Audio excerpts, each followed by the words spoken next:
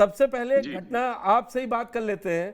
कानपुर में जो ये 24 जून से एकता गुप्ता गायब की रिपोर्ट गुमशुदगी की लिखी थी, अब जब निकल के आया है डीएम कंपाउंड से उसका शव बरामद किया गया अगर कहें, क्योंकि पुलिस अभी उसमें कुछ कह नहीं, और उसकी पोस्टमार्टम रिपोर्ट कह रही है कि अज्ञात कारण है, पता ही नहीं चल पा जी। रहा है। दूसरे में भी कह रहे हैं मोहित पांडे वाले केस में।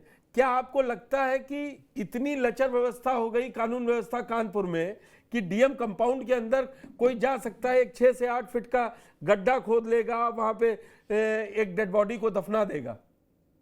नहीं, बहुत ही अनयूजुअल चीज है ये कि अगर आप सीक्वेंस ऑफ इवेंट्स देखें जो पुलिस ने बताए हैं या जो उन्होंने प्रिपेयर किया है, उसके हिसाब से तो वो सुपर ह्यूमन था कि उसने बॉडी ली, कार में ले गया और उसने 35 मिनट में गड्ढा खोदा, करीब 8 से 10 फीट गहरा, 3 फुट चौड़ा, 5 फुट लंबा, और वो जो है उसमें उसने बॉडी दबाई, फिर उसने गड्ढा भरा और वो वापस चला गया। और जी। ये वहां हो रहा है जो शहर का सबसे सिक्योर्ड इलाका माना जाता है, जहां पर इस जगह के ठीक सामने एक एडीजे साहब रहते हैं, उनके यहाँ के पुलिस की एक पिकेट रहती है, उसके बगल में एडीएम एफआर रहते हैं, वहीं पे डीएम कानपुर देहात का भी एक ऑफिशियल रेजिडेंस है, और तमाम जुडिशियल ऑफिसर्स और पुलिस के अफसरान वहां पर रहते हैं, एडमिनिस्ट्रेशन के ऑफिसर्स वहां पर रहते हैं। तो वहां पर वो उसको कैसे एक्सेस हुई है, वो इतनी सुबह 8 बजे गाड़ी लेके गया, वो अंदर गया, पुलिस अभी तक ये तक तो बताने की स्थिति में नहीं है कि वो अंदर गया कैसे। ये पुलिस लीपा पोथी में जरूर जुटी हुई है, और मेरे रिपोर्टर ने भी वो रिपोर्ट दिखाई, जिस जिस दरवाजे से कह रही है कि गए, क्योंकि दूसरा दरवाजा डीएम साहब के आवास के बिना जाए बिना नहीं जा सकता है, और वहां पे चेकिंग होती है बाकायदा हर गाड़ी की। बिल्कुल, बिल्कुल। उसके देखिए 3 रास्ते हैं, 2 तो फ्रंट पे हैं। एक तो जो है वो 66 इंच चौड़ा है। एक उससे जो अगर आप आगे जाएँगे करीब 20-22 फीट, तो एक दूसरा बड़ा दरवाज़ा है। और एक दरवाज़ा जो है वो अंदर डीएम रेज़िडेंस में जो उनका नया कैंप ऑफिस है, उसके आगे जो ओपन एरिया है उसके बगल से एक रास्ता बिल्कुल। जाता है, वो उनके यहाँ से डायरेक्ट एक्सेस है उसकी। तो मगर कल तो कल हैदर साहब, कल मैं बीच में टोक रहा हूं आपको, ये कहना गलत तो नहीं कि डीएम कंपाउंड में ही ये लाश मिली है? भाई वो प्रेमाइसेस ही वो यही नाम से जाना जाता है, ठीक है, और मैं मैं आपको अपने फोटो नहीं दर्शकों को दिखाया जा मुतमईन सकता। करने के लिए बात आपसे कंफर्म कर रहा था। नहीं नहीं, ऑफिसर्स क्लब में एक 6 इंच की दीवार जो है वो उनके डीएम आवास को और ऑफिसर्स क्लब को सेपरेट करती है, लेकिन वो है ऑफिसर्स डीएम क्लब का कंपाउंड। हाँ, वो डीएम है कंपाउंड, और ऑफिसर्स क्लब की एक एंट्रेंस जो है वो डीएम साहब के रेजिडेंस के थ्रू ही है। आपको क्या लग रहा है, क्या कोशिश कर रही है पुलिस? क्योंकि एक तो 24 जून से वो लापता थी, आज उसके पति ने ये मांग कर दी है कि सीबीआई जांच हो, मुख्यमंत्री से मांग की है, क्योंकि वो कह रही जी। है कि पुलिस ने इसको एक्स्ट्रा मैरिटल अफेयर दिखाकर मेरी पत्नी को बदनाम करने की कोशिश की जा रही है। और उसने भी यही सवाल उठाए हैं जो आपने सबसे पहले कहा कि डीएम कंपाउंड में वो लेके कैसे पहुंच गया, और ये नहीं 45 मिनट में गड्ढा खुद नहीं सकता है। गड्ढा उसने प्री प्लान अगर खोदा तो फिर वो जो पुलिस की वो थ्योरी है कि आपस में विवाद हुआ, एक शादी को, मतलब उसकी शादी तय होने को, उसका तिलक 1 साल पहले टूट गया था जिम ट्रेनर का। तो ये तो कहीं ना कहीं पुलिस इसमें फंसती हुई नजर आ रही है। नहीं, मोटिव तो इनके पास अभी नहीं है। अब पुलिस ने शायद आज उसकी पुलिस कस्टडी रिमांड की मांग की है, और ये उसको रिमांड पर लेके कुछ अब नए सवालात पूछना चाहते हैं, और ये क्राइम सीन को रिकंस्ट्रक्ट करके प्लस फोरेंसिक्स को इन्वॉल्व करके अब ये उसमें इन्वेस्टिगेशन करना चाह रहे हैं। लेकिन जो सबसे बड़ा सवाल ये है कि इस ट्रेनर की गाड़ी जो है वो एकता गुप्ता के गायब होने के ठीक 1 दिन बाद मिल गई थी, जी। और उसकी बहन के घर के बाहर से मिली थी, और उस गाड़ी में एकता गुप्ता का टॉवेल, उनका टूटा हुआ क्लच यानी एक पर्स जिसको आप कहते हैं वो, एक जी। सिम ट्रे टूटी हुई मिली थी, डैमेज सिम कार्ड मिले हुए थे, रस्सी थी। तो उस दिन अगर पुलिस ने क्यों नहीं उन मटेरियल का फोरेंसिक एग्जामिनेशन कराया? ठीक है। तो ठीक है, अब मैं दूसरी घटना के लिए विजय उपाध्याय जी के पास जाता हूं। विजय जी, आपको कानपुर की घटना भी मालूम होगा और अच्छी तरीके से लापरवाही आपने सुन ली, जैसे हैदर साहब ने बताई। अब मोहित पांडे की कस्टोडियल डेथ हो जाती है। 25 अक्टूबर दोपहर से ये शुरू होता है और उसमें सीधे सीधे गोंडा के एक बीजेपी नेता का इंटरफेरेंस के बाद ये पूरा किस्सा है, जो उसके भाई ने भी, शोभाराम ने सुनाया है। इस कस्टोडियल डेथ के बाद आपने देखा कि सियासी पारा कैसे चढ़ा हुआ है। आप क्या देखते हैं, क्या वहां भी सीसीटीवी फुटेज लगा है चिनट थाने में, और क्या एक एडिशनल एसएचओ की केवल निलंबन कर देना कार्रवाई काफी है? ये दोषी कब, क्योंकि सरकार से पूछे तो वो कहती है दोषियों के खिलाफ कड़ी कार्रवाई होगी। देखिए, उत्तर प्रदेश में 16 दिन में ये दूसरी घटना है लखनऊ में जी। अब दरअसल इस तरह की घटनाएं हो क्यों रही हैं?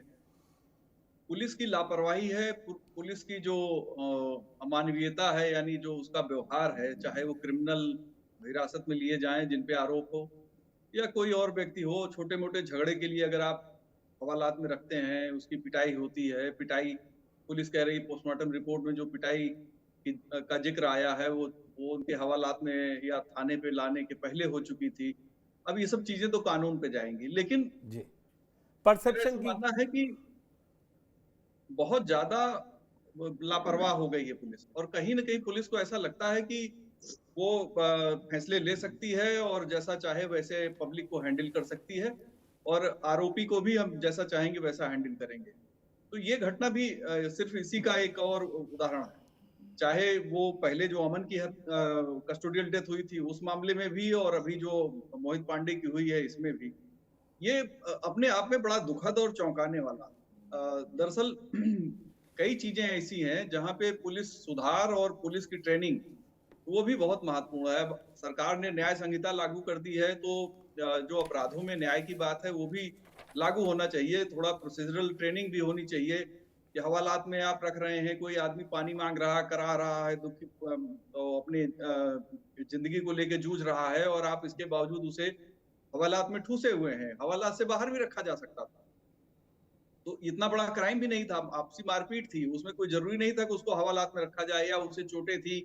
भले ही अगर वो कहते हैं कि थाने के बाहर मारपीट में उसे चोट लगी, तो उसे मेडिकल पहले कराना चाहिए था, फिर लाना चाहिए था। कई चीजें इसमें प्रोसीजरल मिस्टेक हैं, और ये अपने आप में बहुत दुखद है। और मैं समझता हूं कि इस पे बहुत गंभीरता से उत्तर प्रदेश सरकार को सोचना चाहिए। जैसे अपराधों पे लगाम लगा रहे हैं, वैसे पुलिस की इमेज को भी सुधारने के लिए उनको पूरी एक नए तरीके से उनको प्रशिक्षित किया जाए, अलग अलग ग्रुप्स में या जैसे भी करना चाहें, एक उसका मास्टर प्लान बनाएं।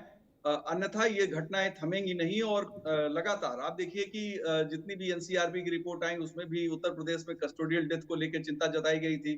अभी भी घटनाएं थम नहीं रही। बहुत सी ऐसी घटनाएं हुई, चाहे मोहित गुप्ता का मसला है जो गोरखपुर में हुआ था, तो कई घटनाएं ऐसी हैं और ये बहुत गंभीर है। मुझे लगता है कि पुलिस के अफसर भी अपने मातहतों को होलिस्टिक अप्रोच के लिए बिल्कुल मना करते हैं। कई साल पहले डीजी उत्तर प्रदेश ने एक गाइडलाइन जारी की थी कि भाई थोड़ा होलिस्टिक अप्रोच रखना चाहिए थाने में।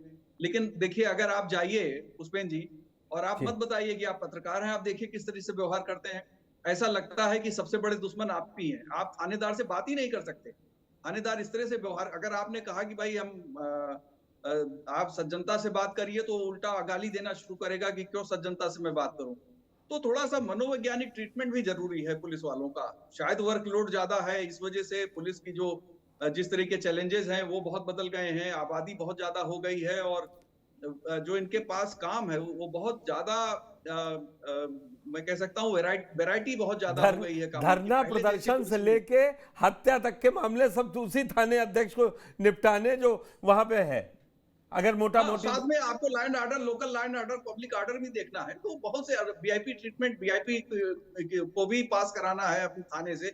बहुत से उनके ऊपर जिम्मेदारियां हैं। मुझे लगता है कि बहुत पहले ये बात हुई थी कि भाई एक विंग जो जांच अधिकारी होता है उसको अलग कर दिया जाए, लेकिन जांच अधिकारी पुलिसिंग भी करता है, ड्यूटी भी करता है, जांच की रिपोर्ट भी लिखता है, और उसमें कई बार वो उतना समय नहीं दे पाता है। उसकी राइटिंग बड़े क्वालिटी आपने बड़ा पॉइंट उठाया। मैं अब महेश द्विवेदी जी के पास जाऊंगा।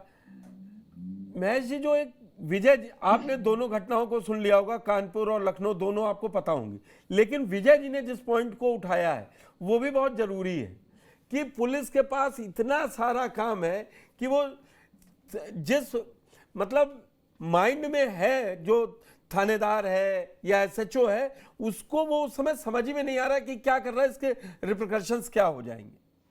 और एक तरीके से अगर कानपुर की घटना देखें, लीपापोती कर दो, जल्दी मिल गई जाए कहाँ, क्योंकि अब उसने बता दिया जिम ट्रेनर जो आरोपी है कि डीएम कंपाउंड में है, तो बोले ज्यादा लफड़ा होगा, कहा एक पहले जल्दी से केस बनाओ कि ये एक्स्ट्रा मैरिटल का अफेयर का केस है, उसने मार दिया है, ये खत्म, अब आगे जांच जारी है। दूसरा यही जो केस अभी खुद विजय जी ने बताया, लखनऊ में किस तरीके से 25 तारीख शुक्रवार को शुरू होता है और आज पूरा सरकारी अमला वहीं मौजूद उसके घर पे, जो कल तक पुलिस की नजर में सबसे बड़ा आरोपी था, जो एक छोटे से मारपीट के मसले में था, वो आज मतलब सबके लिए दया का पात्र। फिर ऐसा नहीं होना चाहिए ना, तो उनके लिए एक स्पेशल ट्रेनिंग अलग या काम बंटना चाहिए, जो विजय जी ने कहा। मैं विजय जी की बात से बिल्कुल सहमत हूँ। ये बहुत ही मामूली क्राइम था और इसमें हवालात में डालने की भी आवश्यकता नहीं थी। अगर ले भी आए थे तो उसके बाद उसकी जमानत हो सकती थी। कोई ऐसा बड़ा क्राइम नहीं था और ऐसा भी नहीं प्रतीत होता है कि अगर उसे जमानत पर तुरंत छोड़ देते तो जाके फिर कोई झगड़ा होता, ऐसा भी प्रतीत नहीं होता है।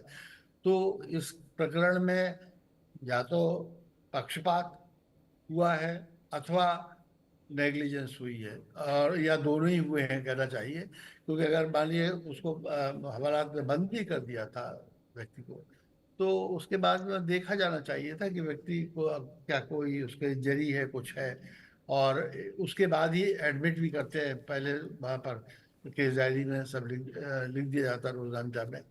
तो ये चीज़ें ऐसा लगता है कि देखी नहीं गई। अगर वो पहले बार आ गया तो अगर थाने में भी उसकी पिटाई हुई है तो फिर ये बहुत ही गंभीर है, तो फिर हत्या का प्रकरण आ जाता है पुलिस पर, क्योंकि ऐसे सामान्य केस में इस तरह की पिटाई, किसी भी प्रकार की पिटाई जो है वो गलत है और गैर कानूनी भी है। तो इस प्रकरण में शासन को गंभीरता से लेना चाहिए इसको, और ये सच बात है कि जो दोषी है उनको बहुत कड़ी सजा होनी चाहिए। ये बात सही है कि इंस्पेक्टर जो आप कह रहे हैं अकेला सारा चीज नहीं देख सकता। जितनी समस्याएं दिन भर में उसके पास आती हैं उनको वो कंट्रोल नहीं कर सकता, यद्यपि उम्मीद उसी से की जाती है कि सारा वो कंट्रोल करे। लेकिन अब जो भी हमारा सिस्टम है, व्यवस्था है उसमें जिम्मेदारी तो उसकी आएगी ही हर हालत में इंस्पेक्टर की।